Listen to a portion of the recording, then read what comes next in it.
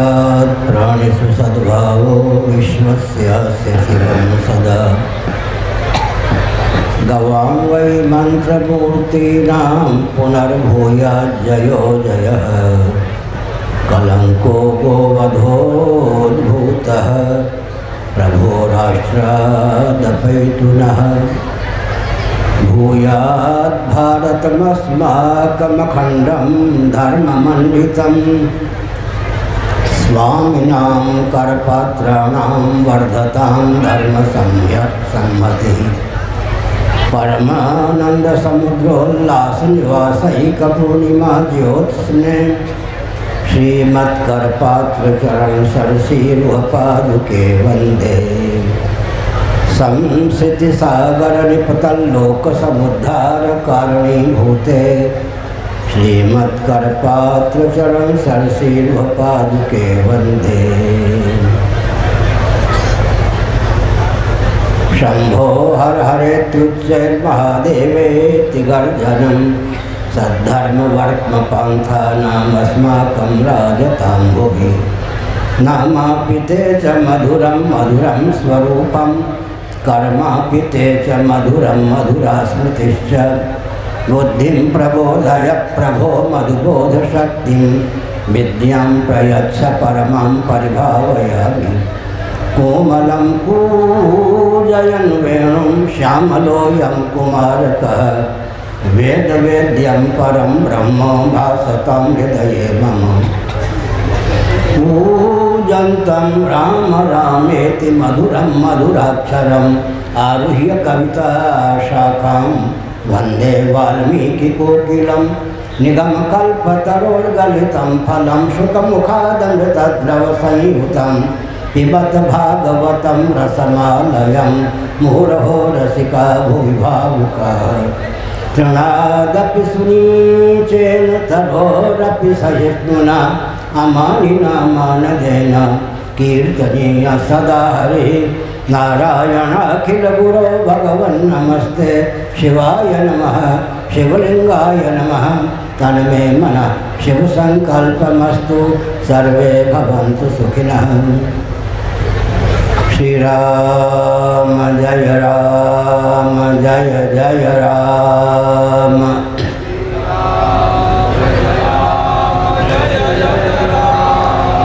श्री राम जय राम जय जय राम।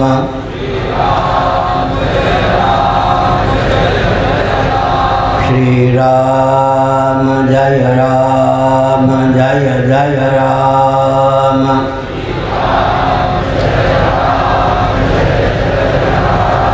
धर्म की अधर्म का प्राणियों में विश्व का गौ माता की गोहत्या भारत अखंड हो। सर्वभूत हृदय धर्म सम्राट श्री स्वामी करपात्री जी महाराज की। श्री जगन्नाथ महाप्रभु की। श्री बलभद्र महाप्रभु की। भगवती सुभद्रा देवी की। चक्र सुदर्शन महाभाग की। हर हर महादेव। गोविंद जय जय गोपाल जय जय। गोविंद जय जय गोपाल जय। राधा रमण हरि गोविंद जय जय।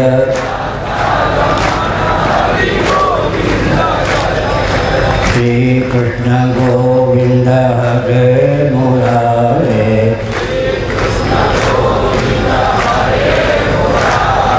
हे नाथ नारायण वासुदेव।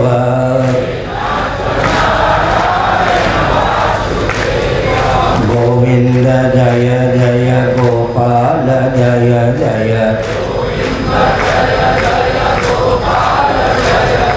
राधा रमण हरि गोविंद जय जय।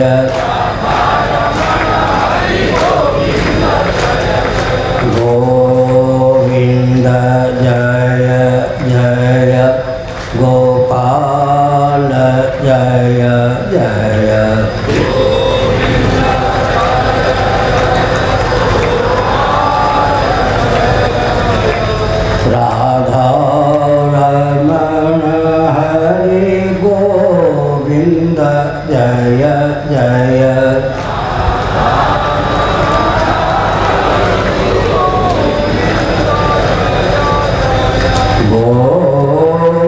गोविंद जय जय गोपाल जय जय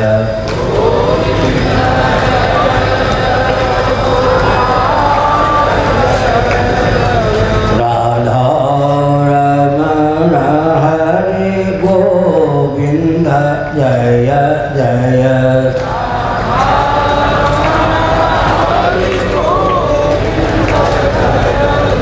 श्री वृंदावन बिहारी लाल की जय।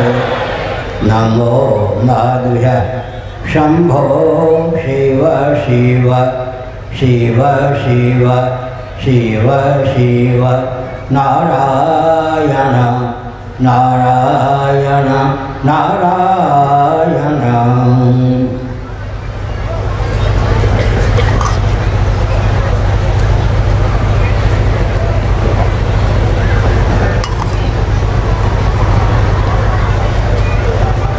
संपस्थित समादरणीय संत वृंद,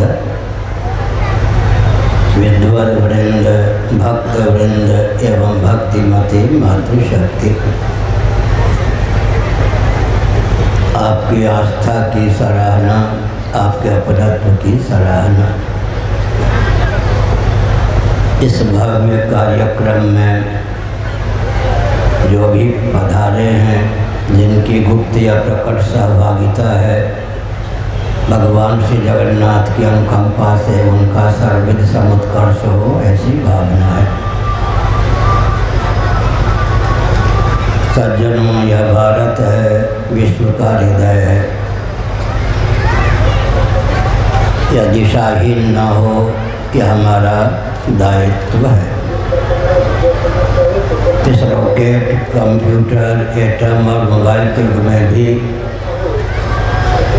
वेदादि शास्त्र सम्मत सनातन सिद्धांत सर्वोत्कृष्ट सिद्ध है। सकल विद्या और कला के उद्गम स्थान वेदादि शास्त्रों के प्रति हम आस्थान्वित बने रहें, यह अत्यंत आवश्यक है।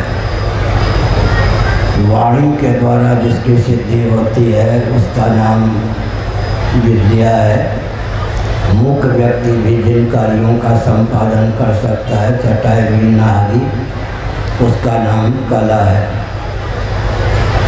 शुक्र नीति में 32 विद्या और 64 कला के प्रभेद का वर्णन है। उपलक्षण की दृष्टि से सकल विद्या और कला के उद्गम स्थान ऋगादि वेद ही सिद्ध है। भागवत पाल शिवावतार शंकराचार्य महाभाग ने भाष्यों के माध्यम से ऋक के लिए मित शब्द का प्रयोग किया है, यजुः के लिए अमित शब्द का प्रयोग किया है, साम के लिए स्वर शब्द का प्रयोग किया है, अथर्व के लिए सम्मिलित शब्द का प्रयोग किया है। छंदोबद्ध पद्यात्मक होने के कारण ऋक को मित कहा गया है। गद्य में गुंफित होने के कारण यजुः को अमित कहा गया है। गान की प्रधानता के कारण साम को स्वर कहा गया है। तीनों के सम्मिलित स्वरूप को भाषित करने के कारण अथर्व को सम्मिलित कहा गया है।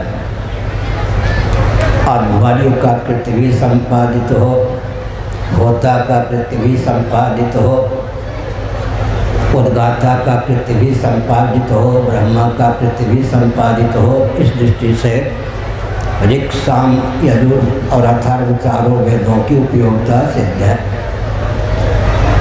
वेदैश्च सर्वैरहमेव वेद्यः सर्वे वेदा यत्पदमा मनन्ति आदि वचनों के अनुसार वेद वेद्य परब्रह्म परमात्मा के विज्ञान से ही कृतार्थता संभव है। हम सनातन धर्मी वेदों में स्थान्वित सच्चिदानंद स्वरूप परमात्मा को जगत का निमित्त और उपादान दोनों कारण मानते हैं। हमारे भगवान जगत बनाते भी हैं, जगत बनते भी हैं। इस दृष्टि से प्रकृति से प्रतिज्ञा दृष्टान्तानुपरोधात् यह ब्रह्मसूत्र है। इसके माध्यम से भगवान को जगत की प्रकृति कहा गया। प्रकृति का अर्थ उपादान। तदैक्षत सईक्षां चक्रे सो कामयत आदि वचनों के अनुसार हमारे भगवान जगत के कर्ता या सृष्टा सिद्ध होते हैं। बहुश्याम प्रजाएय सर्वं खलदम ब्रह्म वासुदेव सर्वम आदि वचनों के अनुसार हमारे भगवान स्वयं ही जगदाकार उल्लसित होने वाले सिद्ध होते हैं। प्रामाणिक रीति से विचार करने पर जगत चिदाश्रित है, चिद्विलास है, चिन्मय है, चिन्मात्र है। भगवान ही सर्वरूपों में उल्लसित हैं, विलसित हैं। महासर्ग के प्रारंभ में जीवों के शुभाशुभ कर्मों को द्वार बनाकर करुणा वरुणालय सच्चिदानंद स्वरूप सर्वेश्वर जीवों को कृतार्थता का अवसर प्रदान करने की भावना से स्वयं को ही जगत का निमित्त उपादान कारण बना लेते हैं। सृष्टि की संरचना का प्रयोजन क्या है, इसको जानने के लिए श्रीमद् भागवत के 10वें स्कंद में वेदस्तुति है, उसके दूसरे श्लोक का अनुशीलन करना चाहिए। श्रीमद् भागवत 10:87-2 बुद्धि नियमन प्राणान जनानाम असिद प्रभु मात्रार्थम च भवार्थम च आत्मने कल्पनाय च। श्रीधर स्वामी के अनुसार इसका अर्थ होता है महासर्ग के प्रारंभ में करुणा वरुणालय सच्चिदानंद स्वरूप सर्वेश्वर ने अकृतार्थ प्राणियों को कृतार्थता का अवसर प्रदान करने की भावना से उन्हें देहेंद्रिय प्राणांतकरण से युक्त जीवन प्रदान किया ताकि वे मात्रार्थम च भवार्थम च आत्मने अकल्पनाय च अर्थ काम धर्म और मोक्ष संज्ञक पुरुषार्थ चतुष्टय को प्राप्त कर सकें। श्रीधरी टीका श्रीमद् भागवत पर है। आपको जानकर प्रसन्नता होगी कि गोवर्धन मठपुरी पीठ के 143 में मान्य जगत गुरु शंकराचार्य श्रीधर स्वामी ने ही श्रीमद् भागवत पर भाष्य लिखा था। तो श्रीमद् भागवत पर भाष्य भी गोवर्धन मठपुरी पीठ की देन है। साथ ही साथ पूरे विश्व में आज वैदिक मैथमेटिक्स की चर्चा है। इस पीठ के 143 में मान्य जगत गुरु शंकराचार्य श्री भारती कृष्ण जी महाभाग ने वैदिक मैथमेटिक्स लिखा। सूत्र संस्कृत में, व्याख्या इंग्लिश में।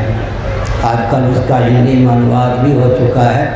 हम केवल संकेत करना चाहते हैं कि विचार करने पर विद्या और कला का उद्गम स्थान वेदांत शास्त्र ही सिद्ध होते हैं। आपको जानकर या प्रसन्नता होगी कि शास्त्रों का वचन है मुखजा नाम अयम धर्मो यद विष्णु और लिंग धारणम। ब्राह्मणों का दायित्व है कदाचित वो संन्यास लें तो विष्णुलिंग धारण करें। दंड का नाम है विष्णुलिंग। इसका मतलब हम लोग वैष्णव हुए या नहीं।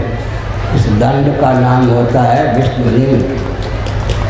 मुखजा नाम अयम धर्मो यद विष्णुर लिंग धारणम। आपको सुनकर प्रसन्नता होगी कि जो दंड है 6 गांठों वाले दंड होते हैं। 6 गांठों वाला दंड, 8 गांठों वाला दंड, 10 गांठों वाला दंड, 12 गांठों वाला दंड, 14 गांठों वाला दंड। 6 गांठों वाला जो दंड होता है उसको सुदर्शन दंड कहते हैं। सुदर्शन मंत्र में 6 अक्षर होते हैं। 8 गांठों वाला जो दंड होता है उसको नारायण दंड कहते हैं। नारायण मंत्र में 8 अक्षर होते हैं। 10 गांठों वाला जो दंड होता है उसको क्या कहते हैं? गोपाल। गोपाल मंत्र में 10 अक्षर होते हैं।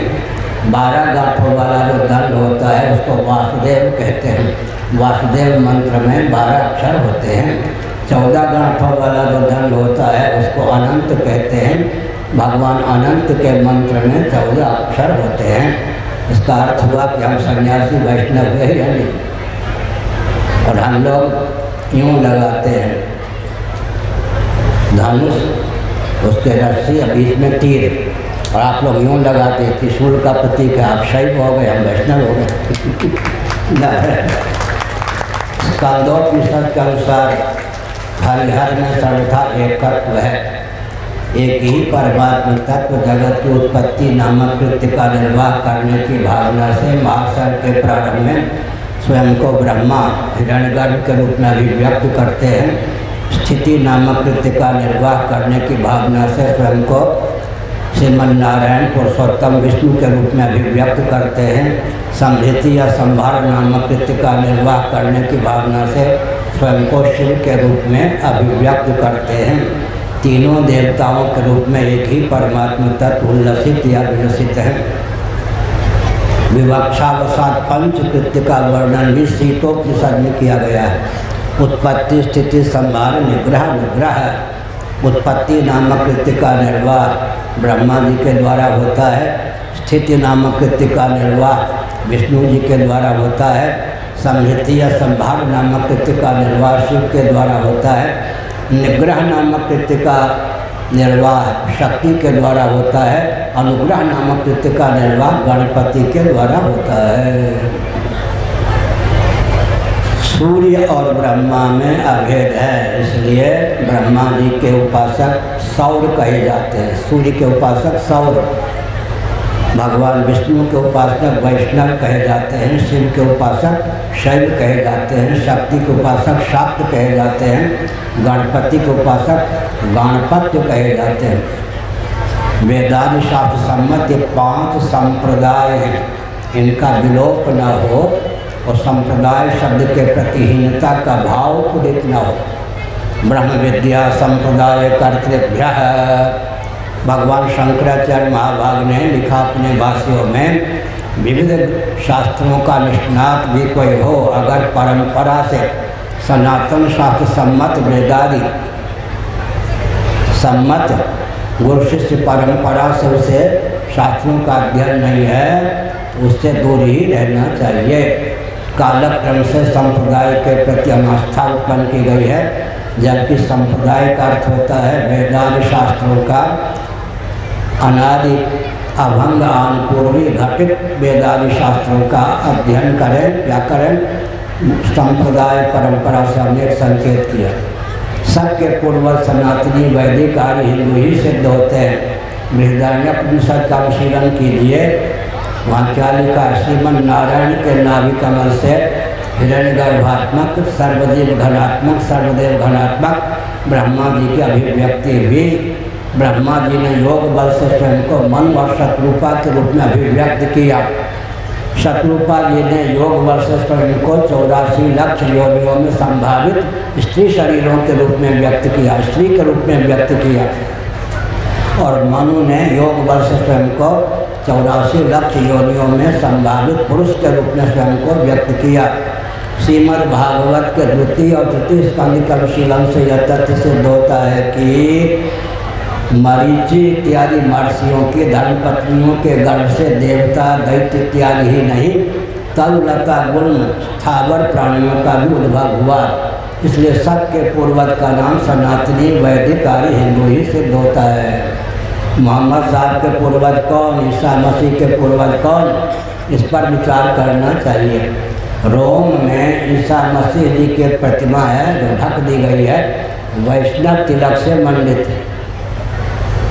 अब अगर हिंदुओं को क्रिश्चियन बनाते हैं कुछ लोग, तो वो वैष्णव क्यों नहीं हो जाते?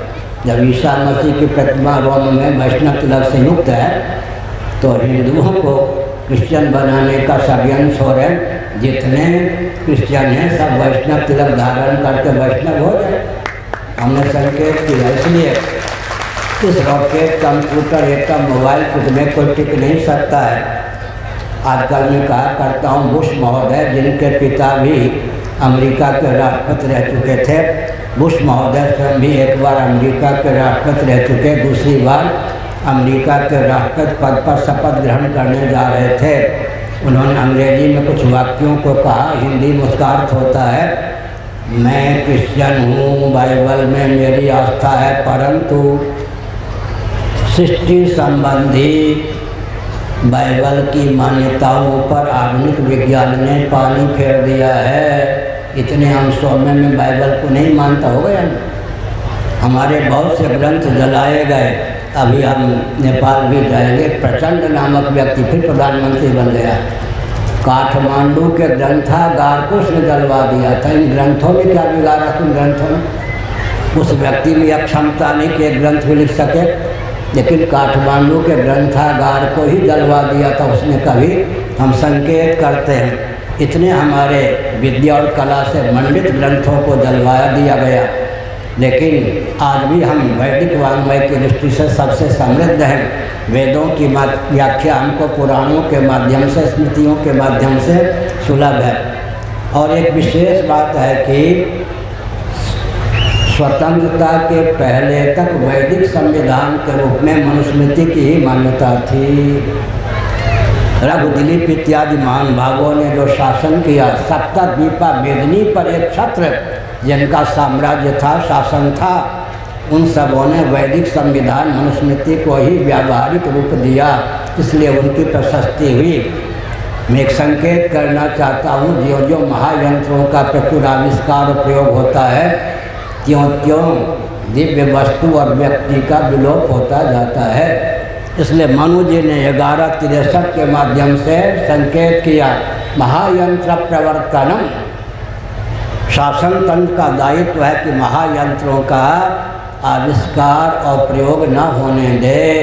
यों जो महायंत्रों का प्रचुर आविष्कार और प्रयोग होता है, त्यों त्यों प्रज्ञा शक्ति, प्राण शक्ति का अपकर्ष होता है और महायंत्रों के चपेट में आकर स्थावर जंगम प्राणियों की प्रजातियां भी विलुप्त होती हैं। यहाँ कोई चींटी दिखाई पड़ती है क्या?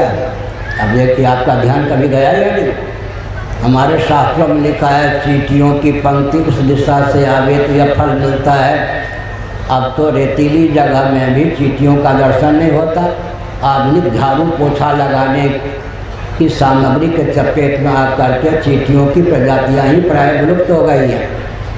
विकास के नाम पर विविध प्रकार की प्रजातियां, प्राणियों की प्रजातियां विलुप्त हो रही हैं और इस विकास के नाम पर ऊर्जा के जो स्रोत हैं, पृथ्वी, पानी, प्रकाश, पवन, वो इतने क्षुब्ध और कुपित हो गए हैं कि चंद्रमा की सतह भी कई मीटर धंस गई है।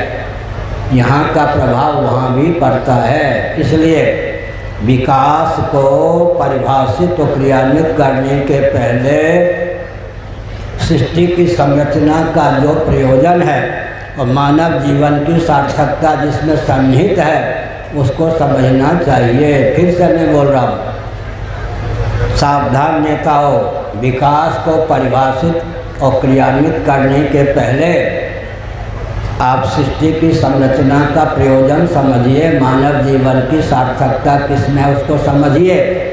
जब तक सृष्टि की संरचना के प्रयोजन का ज्ञान नहीं होता, मानव जीवन की सार्थकता किसमें सन्निहित है इसका ज्ञान नहीं होता, तब तक विकास के गर्भ से विनाश ही निकलता है।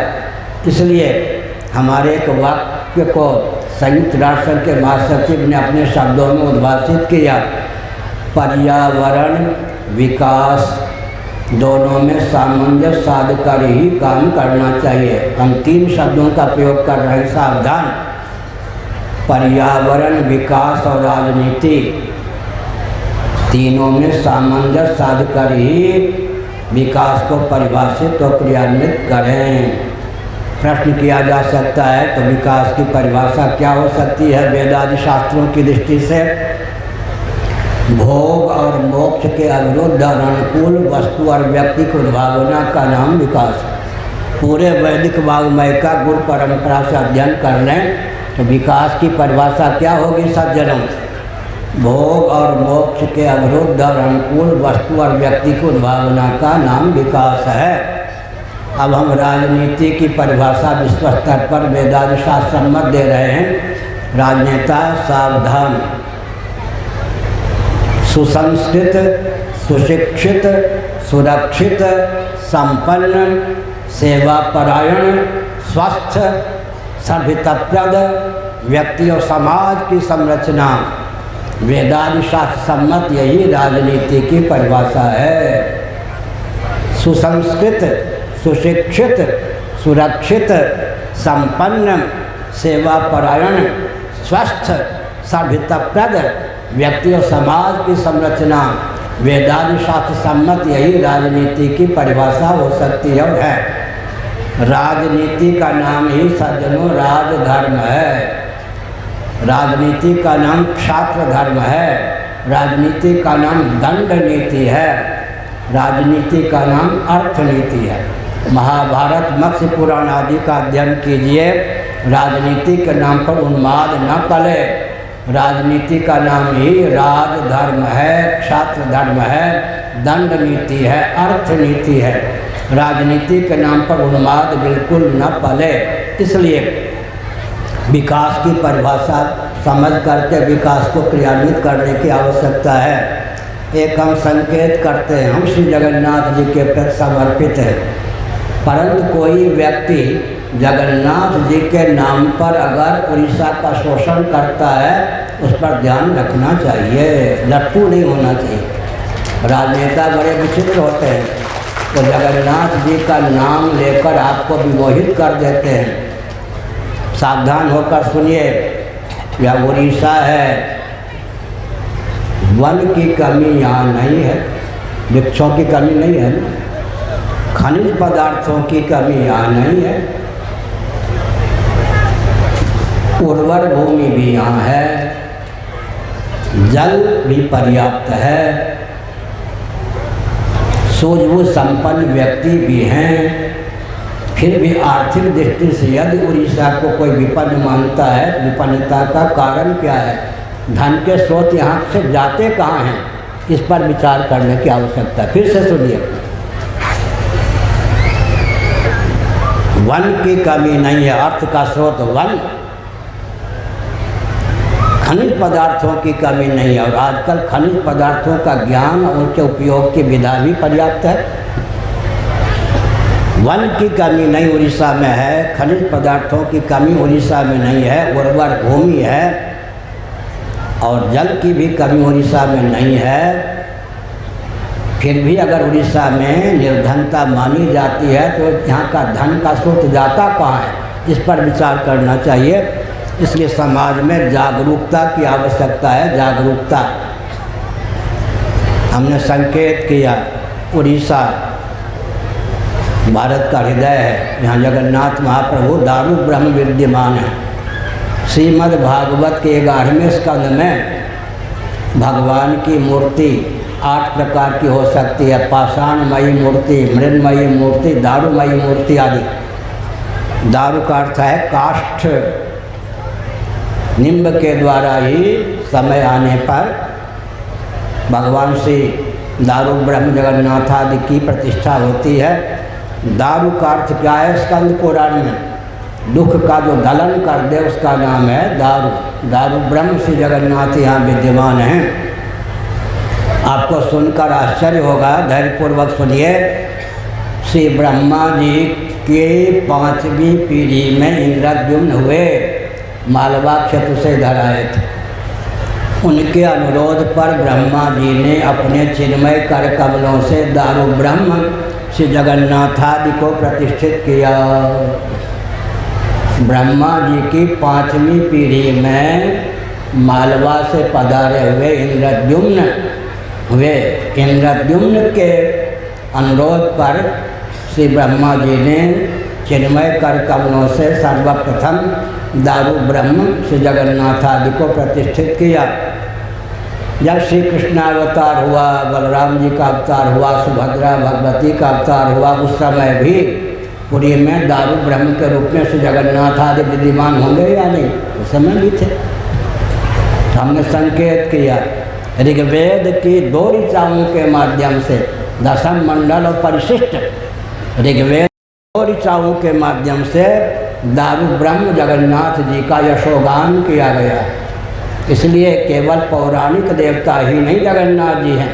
ऋग्वेद के 2 मंडलों के 2 मंत्रों के माध्यम से ऋग्वेद परिशिष्ट और दशम मंडल के माध्यम से श्री जगन्नाथ आदि के स्वरूप का चित्रण किया गया है। उनके महात्म्य को गिने चुने शब्दों में ख्यापित किया गया है। हमने संकेत किया, स्वस्थ क्रांति यहाँ से चलनी चाहिए। स्वस्थ क्रांति का अर्थ क्या होता है?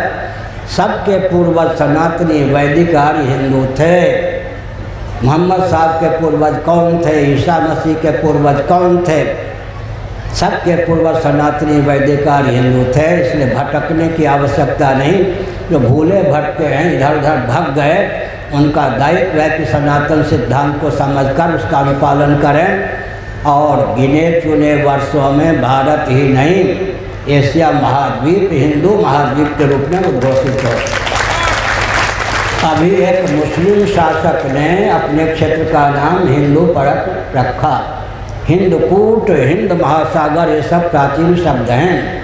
ऋग्वेद में हिंदू शब्द का प्रयोग है, मेदिनी तंत्र में हिंदू शब्द का प्रयोग है, बृहस्पति आगम में हिंदू शब्द का प्रयोग है, भविष्य पुराण में हिंदू शब्द का प्रयोग है, कालिका पुराण में हिंदू शब्द का प्रयोग है। हिंदकूट और हिंद महासागर भी प्राचीन शब्द हैं।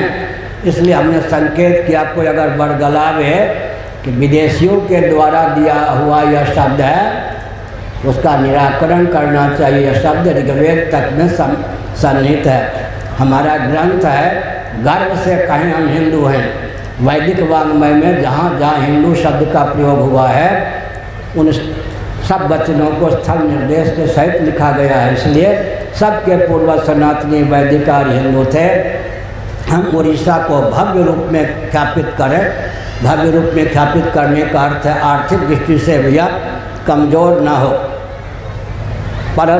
परम उद्दीप्त हो, समृद्ध प्रांत के रूप में उद्भासित हो। सांस्कृतिक धरातल पर भी विश्व का हृदय बनकर उड़ीसा उभरे, यह हमारी भावना है। तो हमने संकेत किया, आपकी उपस्थिति सराहनीय है। अब हम एक संकेत करते हैं, हर हिंदू से ना हो, हर हिंदू सनातनी हो।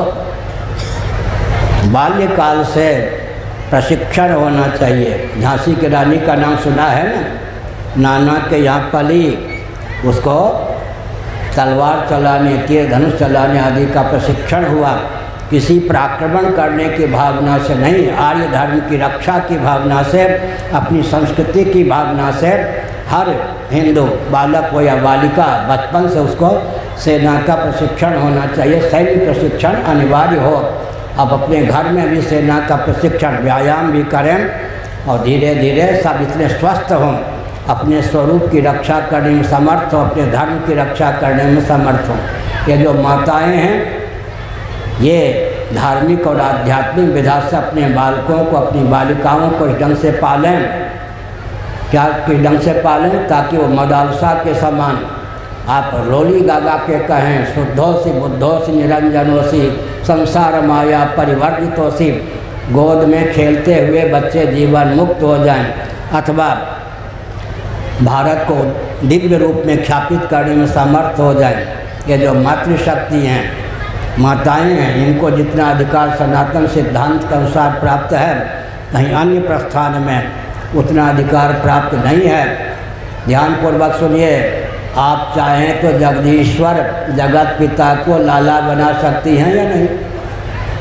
जगदीश्वरी को लाली बना सकती हैं, बेटी लाडली प्यारी पुत्री बना सकती हैं, सप्तर्षि को भी जन्म दे सकती हैं, कारक कोटि के मनीषियों को भी जन्म दे सकती हैं, प्रबुद्ध योगा भ्रष्टों को भी जन्म देने की आप में क्षमता है। मीराबाई को जन्म दे सकती हैं, झांसी की रानी को भी जन्म दे सकती हैं, नाना प्रताप और शिवाजी जैसे क्रांतिकारी देशभक्तों को भी आप जन्म दे सकती हैं। इसलिए तपोबल से मैं एक उदाहरण दिया करता हूँ, जंग आदि कालुष दोषों से विनिर्मुक्त लोहा में गुरुत्वयुक्त चुंबक की ओर समाकृष्ट होने की क्षमता होती है। जंग आदि कालुष दोषों से विनिर्मुक्त लोहा को जब गुरुत्वयुक्त चुंबक का सम्मुख और सानुकूल संयोग प्राप्त होता है तो चुंबक की ओर ही लोहा समाकृष्ट होता है। उसी प्रकार जिस प्रकार की क्षमता, जिस प्रकार के जीवों को जन्म देने की क्षमता गृहस्थाश्रम में सन्निहित मातृशक्ति में है, उसी प्रकार के जीवों को जन्म देती हैं। अगर वो चाहें तो जगदीश्वर को भी जन्म देने में समर्थ है। हमारे भगवान जहाँ निर्गुण निराकार हैं वहाँ सगुण निराकार भी हैं और वहाँ सगुण साकार भी हैं। मैं एक संकेत करता हूँ, वैशेषिकों ने ईश्वर का अस्तित्व माना, उनका ईश्वर जगत बना सकता है, जगत बन नहीं सकता। नैयायिकों ने ईश्वर का अस्तित्व माना, उनका ईश्वर जगत बना सकता, जगत बन नहीं सकता। शेषवर सांख्यवादी योगियों ने ईश्वर का अस्तित्व माना, उनका ईश्वर भी जगत बना सकता है, जगत बन नहीं सकता। और बाइबल की सीमा में जो ईश्वर है, कुरान शरीफ की सीमा में जो ईश्वर है, वो भी जगत बना सकता है, जगत बन नहीं सकता। जिसका ईश्वर जगत बना सकता है, जगत बन नहीं सकता, उसका ईश्वर साक्षात श्री रामकृष्ण आदि रूपों में अवतार भी नहीं ले सकता। हमारे ईश्वर जगत बनाते भी हैं, जगत बनते भी हैं, श्री रामकृष्ण आदि रूपों में अवतार लेते हैं। भारत, बृहद भारत में ही भगवान का अवतार होता है। इसलिए भारत क्या है? अवतार भूमि है, विश्व का हृदय है।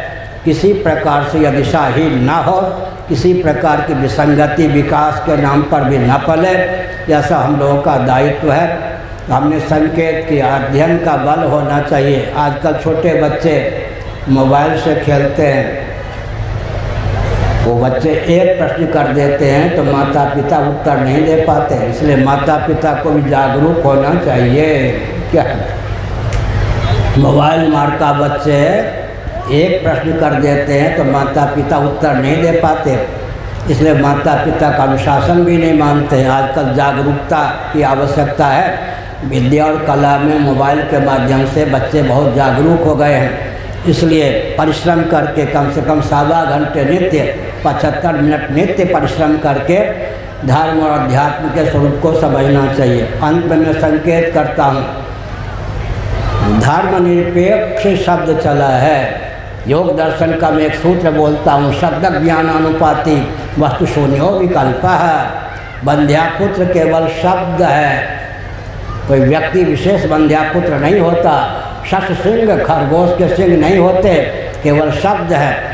धर्मनिरपेक्ष केवल शब्द है, कोई वस्तु और व्यक्ति धर्मनिरपेक्ष हो संभव नहीं। फिर से सुनिए, प्रधानमंत्री आदि और जो कोई भी धर्मनिरपेक्षता की डील मारने वाले हैं, कान खोलकर सुने। बंध्यापुत्र कोई व्यक्ति विशेष नहीं होता। खरगोश सिंह के शश सिंह केवल शब्द होता है। धर्मनिरपेक्ष केवल शब्द है। विश्व में कोई वस्तु बताइए जो धर्मनिरपेक्ष हो, कोई व्यक्ति बताइए जो धर्मनिरपेक्ष हो। प्यासा व्यक्ति पानी पीने में क्यों प्रवृत्त होता है? प्यासे व्यक्ति की पानी पीने में प्रीति प्रवृत्ति का नियामक क्या है? धर्म। पानी जल अपने गुण धर्म का त्याग नहीं करेगा। भूखा व्यक्ति भोजन करने में क्यों प्रवृत्त होता है? धर्म के कारण। अन्न अपने गुण धर्म का त्याग नहीं करेगा। सर्दी में ठिठुरता व्यक्ति अग्नि का सेवन क्यों करना चाहता है? आग अपने धर्म का त्याग नहीं करेगी। जानकार व्यक्ति जीवन चाहने पर भी आग में हाथ क्यों नहीं डालता? आग जलाए बिना नहीं रहेगी। हर वस्तु और व्यक्ति की प्रवृत्ति और निवृत्ति का नियामक जो धर्म है, उस धर्म का त्याग नहीं हो सकता। इसलिए धर्मनिरपेक्षता केवल शब्द है, कोई वस्तु और व्यक्ति धर्मनिरपेक्ष हो जाए संभव नहीं। धारणा धर्म है, जो धारक हो उद्धारक हो, उसका नाम धर्म है। जितने पृथ्वी के कार्य हैं वृक्षादि, उनमें संलग्न पत्र पुष्प फल इत्यादि जब अपने उद्गम स्थान से च्युत होते हैं, पृथ्वी की ओर ही समाकृष्ट होते हैं। गुरुत्वाकर्षण का यह सिद्धांत है। पृथ्वी के आकर्षण का क्षेत्र जल है, पृथ्वी का लय स्थान जल है। सन्निकट निर्विशेष होने के कारण पृथ्वी का उदय स्थान निलय स्थान विलय स्थान जल है। जल के आकर्षण का क्षेत्र अग्नि है। जल के उद्भव स्थान स्थिति स्थान लय स्थान अग्नि है। अग्नि का उपादान कारण उदय स्थान विलय स्थान विलय स्थान वायु है।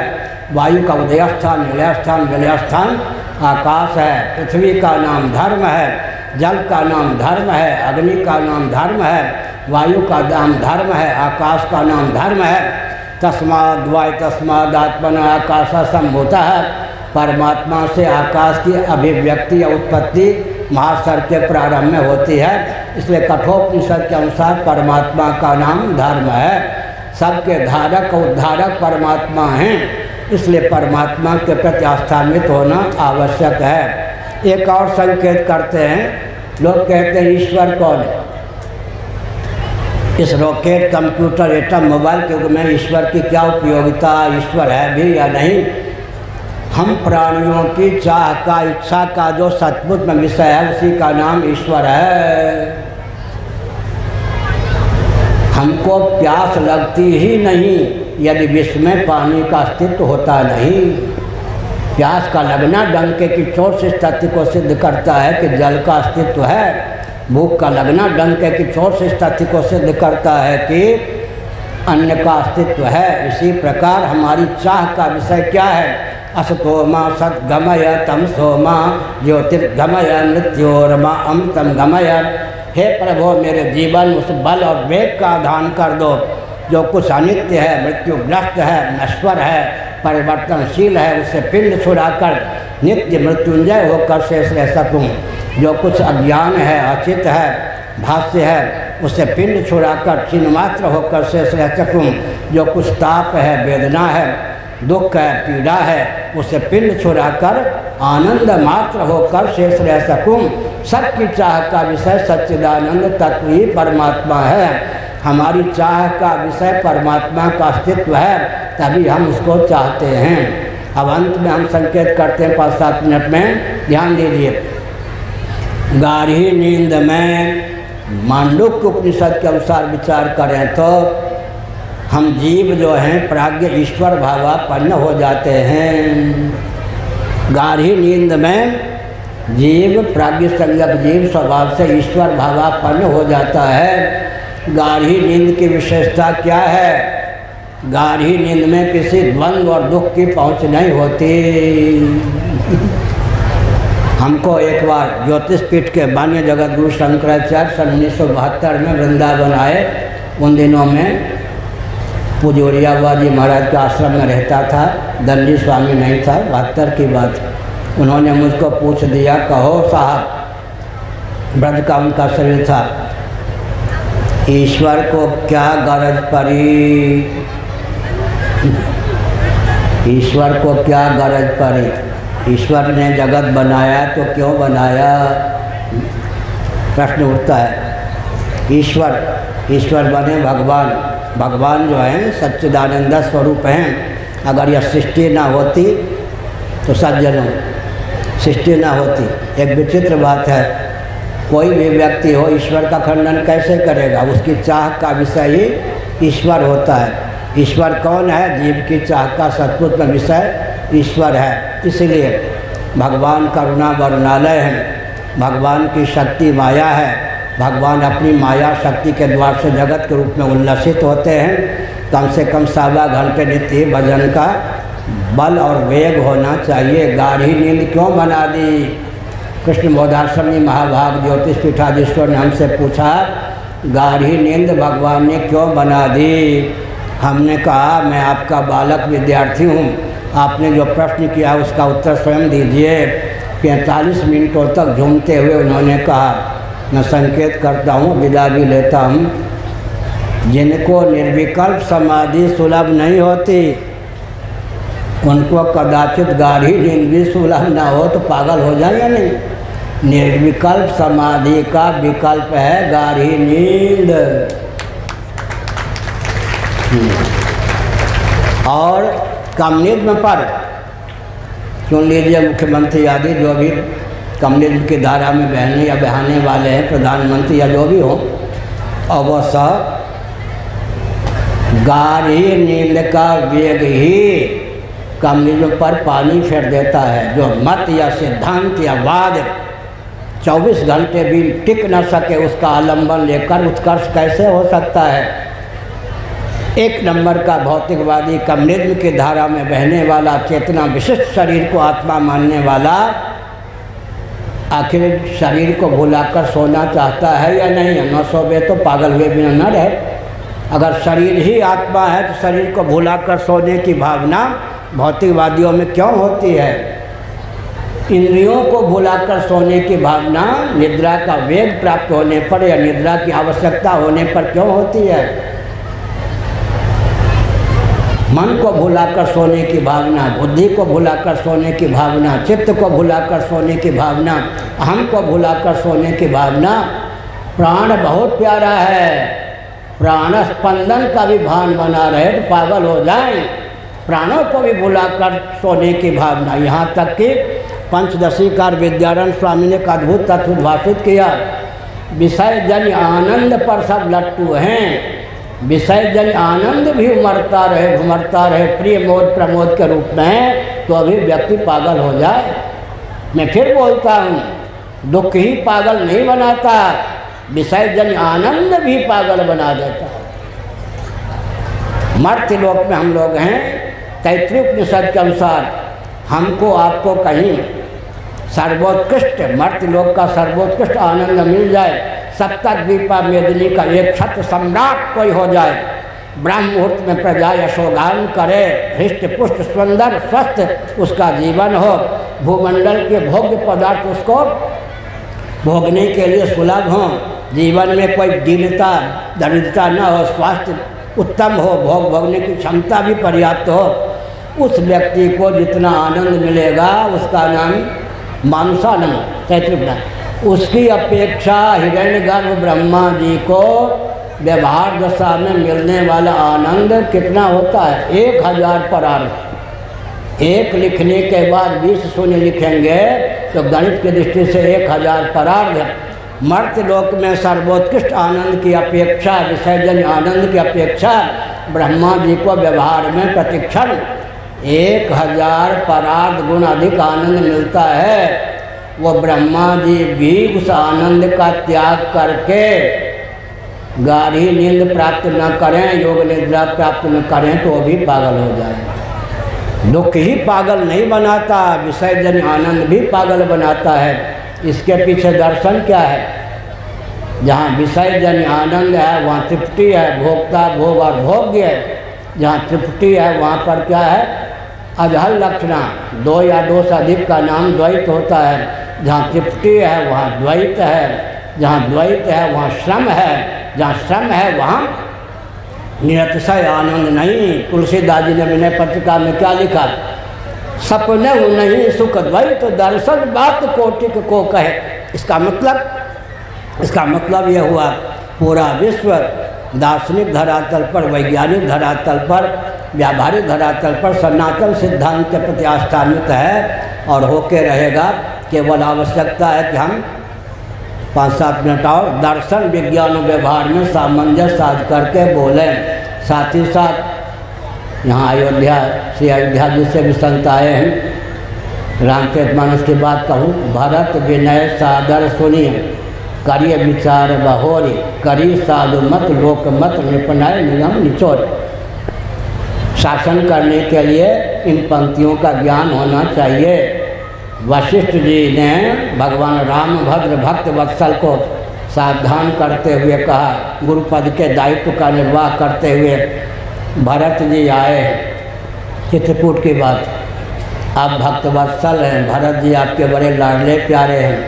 वे कुछ विनय प्रार्थना आपके सम्मुख प्रस्तुत करेंगे। लाड़ प्यार से आदर पूर्वक इनकी प्रार्थना को सुनिए, लेकिन आँख मूंद कर मानिए मत। वो कहेंगे अयोध्या जाइए, मैं आपके बदले वनवासी रहूँगा। भरत विनय सादर सुनिए, करिए विचार बहोरी। गुरुदेव सूत्र दीजिए, करिए लोक मत साधु मत निपनय निगम निचोर। भक्त मत, राज मत, साधु मत, शास्त्र मत। भक्त मत, साधु मत, राज मत, ये सब में शास्त्र मत, लोक मत, पांचों में सामंजस्य साध करके निर्णय लीजिए। कोई व्यक्ति मुक्की खाएगा, प्रधानमंत्री इत्यादि जो हैं, पांचों में अगर सामंजस्य साध करके व्यवहार करेंगे तो रामचरितमानस में राज्य कैसे करना चाहिए? भरत विनय सादर सुनिए, करिए विचार बहोर, करिए लोक मत साधु मत निपनय निगम निचोर। साधु मत, भक्त मत, लोक मत, राज मत, शास्त्र मत, पांचों में सामंजस्य साध करके काम करेंगे, कहीं मुक्की खाने की आवश्यकता नहीं होगी। दर्शन विज्ञान व्यवहार तीनों में सामंजस्य साध करके काम करेंगे, कहीं मुक्की खाने की आवश्यकता नहीं होगी। अधिक समय न देकर भुवनेश्वर की ओर जाना है, ट्रेनिंग पकड़नी है। गीता के 18वें अध्याय का एक वचन कहता हूँ, इंजीनियर इत्यादि भी उससे लाभ उठा सकते हैं। अधिष्ठानम तथा कर्ता करणं च पृथक विधम विविधा से पृथक चेष्टा देवं चैवाति पंचम। कल्पना कीजिए रेल की दुर्घटना हो गई। अब अगर जांच कमीशन के सदस्य को इस श्लोक का ज्ञान है, सुगमतापूर्वक जांच कर सकते हैं। पटरीगत डब्बेगत त्रुटि के कारण तो दुर्घटना नहीं हुई, अधिष्ठानम ड्राइवर चालक के प्रमाद के कारण तो दुर्घटना नहीं हुई, कैसो तो नहीं गया था। अधिष्ठानम तथा कर्ता करणम च पृथक विधम, ब्रेक आदि फेल हो जाने के कारण तो दुर्घटना नहीं हुई। अधिष्ठानम तथा कर्ता करणम च पृथक विधम, विविधा से पृथक चेष्टा, सिग्नल आदि देने में त्रुटि के कारण तो दुर्घटना नहीं हुई। दैवी प्रकोप, कोहरा, आंधी, मुसलधार वर्षा आदि के कारण तो दुर्घटना नहीं हुई। तो गीता के इन वचनों का व्यवहार में भी अगर लाभ उठावें, व्यवहार में भी प्रयोग करें तो सिद्धों के सिद्ध, पीरों के पीर, मस्तों के मस्त, औलियाओं के औलिया, फकीरों के फकीर, अवधूतों के अवधूत व्यवहार में भी सर्वोत्कृष्ट हो सकते हैं। अंत में गीता के 8वें अध्याय को संकेत करते हैं। दूसरे अध्याय में कहा गया अव्यक्तादीनि भूतानि व्यक्त मध्यानि भारत अव्यक्त निधनानि व तत्व का परिदेवना। अव्यक्त का स्वभाव है व्यक्त हो जाना, व्यक्त का स्वभाव है अव्यक्त हो जाना। आजकल का विज्ञान क्या कहेगा इसको? मैटर का neither be created not destroyed, किसी भी पदार्थ की आकस्मिक की उत्पत्ति नहीं होती, कोई भी पदार्थ निरन्वय नाश को नहीं प्राप्त होता। मैटर का neither be created not destroyed. लेकिन गीता के दूसरे अध्याय की अपेक्षा 8वें अध्याय में एक शब्द और भगवान ने जोड़ दिया, व्यक्त अव्यक्त, सनातन अव्यक्त, अक्षर अव्यक्त। गीता के दूसरे अध्याय में 2 ही हैं। अब अव्यक्त के 2 भेद 8वें अध्याय भगवान ने किया। व्यक्त कार्य प्रपंच का उपादान है, अव्यक्त माया प्रकृति प्रदान। उस अव्यक्त को भी साधने वाला परम अव्यक्त सनातन अव्यक्त परमात्मा तत्व हैं। ब्रह्म शक्ति रेव प्रकृति ही, परमात्मा की शक्ति का नाम प्रकृति है। प्रकृति का उल्लास विलास या जगत है। अंत में गीता के 13वें अध्याय के अंतिम श्लोक का स्मरण करके मैं प्रवचन को विराम देता हूँ। क्षेत्र क्षेत्रज्ञ योरेव मंत्रम ज्ञान चक्षुषा भूत प्रकृति मोक्षम च ये विदुर्यान्ति ते परम। एक विचित्र बात है, भूत प्रकृति मोक्षम च ये विदुर्यान्ति ते परम। जितना भौतिक प्रपंच है उसका उदय स्थान, निलय स्थान, विलय स्थान भूत पंचभूत हैं। पंचभूतों का उपादान कारण प्रकृति माया ब्रह्म शक्ति है। लेकिन ब्रह्म शक्ति भी जिसके समाश्रित है वो परम ब्रह्म परमात्मा सच्चिदानंद स्वरूप पर ब्रह्म परमात्मा अपनी शक्ति प्रकृति के द्वार से जगत के रूप में उल्लसित होते हैं, जीव के रूप में उल्लसित होते हैं, जगदीश्वर के रूप में भी परमात्मा ही उल्लसित होते हैं। एक ही त्रिगुणमयी माया शक्ति सच्चिदानंद स्वरूप परमात्मा को जीव जगत जगदीश्वर तीनों रूपों में उल्लसित करती है। लेकिन पंचदशी के अनुसार कोई भी शक्ति अपने आश्रय शक्तिमान को अपनी विद्यमानता से सद्गति नहीं होने देती। यहाँ तक कि अपने कोटि कोटि क्रियाकलापों से भी अपने आश्रय शक्ति को शक्तिमान को सद्गति नहीं होने देती। जैसे कि मृनिष्ठ मिट्टी में रहने वाली स्निग्धता नाम की शक्ति अपनी विद्यमानता से मिट्टी को सद्गति नहीं होने देती, घटाधिकारियों के योग से भी सद्गति नहीं होने देती। हमारे जितने आचार्य हैं, द्वैत के प्रतिपादक आचार्य भी आस्था के केंद्र हैं। मैं सुनिए, 80% कर्मकांड परक वचनों में कोई विगान नहीं है। मध्वाचार्य से लेकर शंकराचार्य कर्मकांड परक वर्णाश्रम निष्ठ 80% कर्मकांड परक वचनों में कोई विगान नहीं है। 16% उपासना कांड परक वचनों में कोई विगान नहीं है, 96%। और 97, 98, 99% वल्लभाचार्य हो तो 99.5%। शंकराचार्य से सामंजस्य, कहाँ विरोध है? इसलिए हमने संकेत किया।